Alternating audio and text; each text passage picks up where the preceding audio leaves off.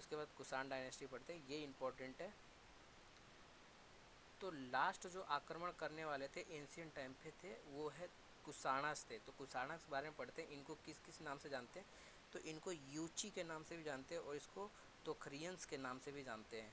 ये central part of Asia जो China और चाइना के, ये देखिए इस तरीके से चाइना है और यहाँ पर इंडिया मान लीजिए, तो इस पार्ट के ये थे। ये चाइना के पड़ोसी देश में रहते थे कुषाणस। तो ये हमला किए। सबसे पहले इन्होंने बैक्टीरिया पर हमला किया। ठीक, बैक्टीरिया को इन्होंने ऑक्युपाइड कर लिया। फिर उसके बाद जो है इन्होंने काबुल पे हमला किया। काबुल पे हमला करने के बाद इन्होंने गंधार पे हमला किया, राइट। फिर गंधार के बाद हिंदू कुश पर्वतमाला है वहाँ पर हमला किया। और फिर उसके बाद जो है फाइनली इन्होंने इंडस वैली जो सिविलाइजेशन जहाँ पर थी, तो इंडस रिवर के बेसिन में इन्होंने अपना कैपिटल जो है बना दिया। ठीक, फिर वहाँ पर इन्होंने अथॉरिटी रखा। अब चलते हैं आगे कि करते क्या है इंडिया के अंदर। देखिए, तो इन्होंने क्या किया, इनके जो फाउंडर थे कुषाण डायनेस्टी के, तो वो थे कैडीफेसिस वन, हिंदी में बोले तो कुजुल कैडीफेसिस। इन्होंने सबसे पहले जो काबुल वैली में है कोइन इशू किए अपने नाम पे। देखिए, सबसे पहले अपने नाम पे कोइन इशू करने वाले कौन थे? वो कुशानस थे, राइट। फिर उसके बाद इनका जो इनका जो सन हुआ सक्सेसर, वो था कैडीफेसिस टू, जो कि इसने इशू किए गोल्ड कोइन। और कहाँ तक फैला उसको? मथुरा तक, इंडिया के अंदर तक फैलाया। क्योंकि अभी इन्होंने अपना जो बसेरा बना रखा था वो इंडस नदी के बेसिन में बना रखा था। सबसे जो मोस्ट और फेमस रूलर जो है कुषाण डायनेस्टी का, वो है कनिष्क। तो कनिष्क के बारे में पढ़ते हैं, क्या एडमिनिस्ट्रेशन इनका रहा और क्या योगदान रहा इंडिया के अंदर। देखिए, तो कनिष्क के बारे में पढ़ते हैं, जो कि 78 AD टू 120 AD तक रहते हैं। ये सबसे शक वंश, कुषाण वंश के सबसे श्रेष्ठ सम्राट होते हैं। ये फाउंडर हैं शका ईरा के। जैसे कि विक्रम संवत हो गया, वैसे ही शक संवत भी होता है कैलेंडर में। तो यहाँ से स्टार्ट होता है, 78 AD से स्टार्ट होता है, राइट। ये पेट्रोनाइज करते थे बुद्धिज़्म को और सपोर्ट करते थे क्या? बुद्धिज़्म में महायाना को। महायाना के अनुयायी थे। एक हिनयान होता है, एक महायान होता है। तो ये महायान के अनुयायी थे।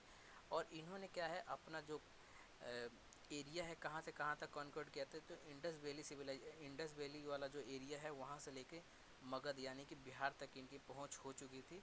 और फैला चुके थे अपने को। और इनका कैपिटल देखिए, कैपिटल जो है पेशावर इन्होंने अपना कैपिटल रखा, जिसको पुराने में कहते हैं पुरुषावर, जो कि अब पाकिस्तान के एरिया पेशावर।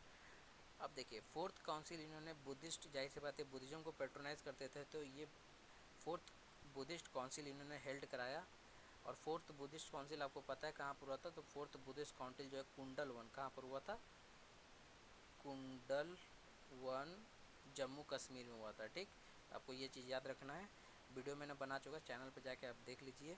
बुद्धिस्ट, चारों बुद्धिस्ट काउंसिल का बहुत इंपॉर्टेंट, उसमें क्या उसका सब्जेक्ट क्या रहा था उन काउंसिल्स का।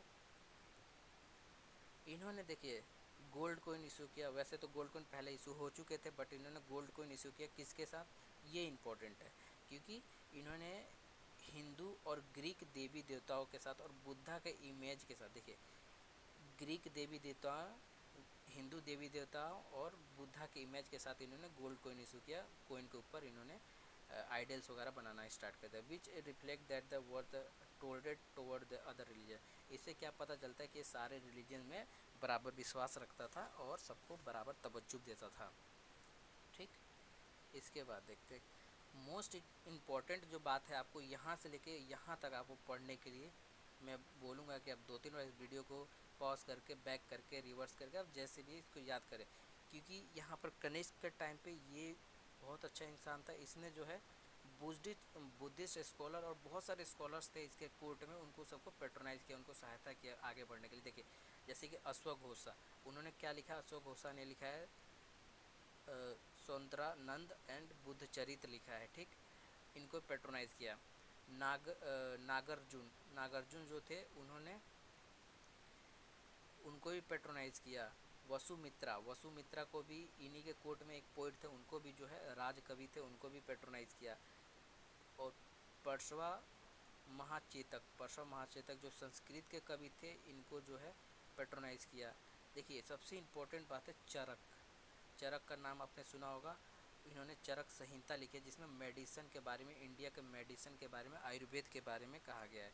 तो इसको भी इन्होंने इन्हीं के काल में थे। अगर कोई पूछता है कि चरक किसके रेन में थे तो वो कनिष्क के रेन में थे। ठीक। नागार्जुन की बात करते तो नागार्जुन को किस नाम से जानते हैं? इंडिया का आइंस्टाइन के नाम से जानते हैं। इन्होंने माध्यमिक सूत्र लिखा है। ठीक। इसको रिलेटिव थ्योरी ऑफ रिलेटिविटी कह सकते हैं। रिलेटिविटी थ्योरी किसने लिखा है इंडिया के अंदर? तो नागार्जुन ने कनिष्क के टाइम पे लिखा। सोचिए इतने पहले साइंस इतना डेवलप हो चुकी थी। देखिए इन्होंने कनिक्स ने क्या किया, जो Gandhara and Mathura style of art कहते हैं, स्कल्पचर कहते हैं, मंदिरें कहते हैं, इनके यहाँ पर क्लाइमेक्स एज पे था, यानी कि ज़्यादा डेवलप इन्होंने कराया। और इन्होंने जो है सिल्क रूट, देखिए सिल्क रूट को भी कंट्रोल कर लिया था अपने under. Last ruler of the Kushan was Vasudeva worshipper of Shiva. देखिए लास्ट रूलर जो कनिक्स थे वो वासुदेव थे, जो कि शिव के भक्त थे। देखिए वीडियो को ख़त्म करते करते लास्ट में हम जो चीज़ पढ़ने के लिए बैठे हैं कि impact of central Asia in India. Central Asia और यूरोप से हम लोगों ने कांटेक्ट किया तो क्या इफेक्ट पड़ा हमारे कंट्री पे? तो देखिए रेड बेयर और पेंटेड पोट्री जो है इंडिया के अंदर आया।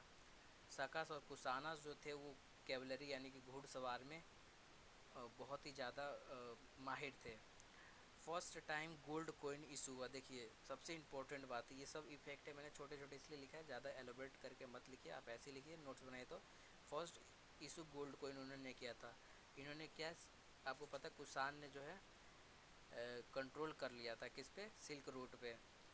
Adopted title king of Kings, और किस टाइटल से जाने जाते थे? किंग ऑफ किंग्स से। Ashoka is a son of god इन्होंने कहा। टेराकोटा भी इनके समय पे भी था। Kandahar school of art, Mathura art, red sandstone and stucco का यूज़ किया गया है। मथुरा आर्ट में स्टोको एक प्रोडक्ट मटेरियल होता है, उसको यूज़ करते हैं। और रेड सैंडस्टोन का यूज़ किया गया। मथुरा आर्ट हुआ और गंधार आर्ट, इन सब चीज़ों का जो है इंडिया में आगमन हुआ जब सेंट्रल एशिया के लोग इंडिया के अंदर आए। तो आई होप कि ये वीडियो आपको यहाँ तक अच्छी लगी हो। अच्छी लगे तो लाइक कर दीजिए, शेयर कर दीजिए और कमेंट करके बताइए अगर कोई गलतियाँ होती हो तो। धन्यवाद दोस्तों, आपका दिन शुभ हो।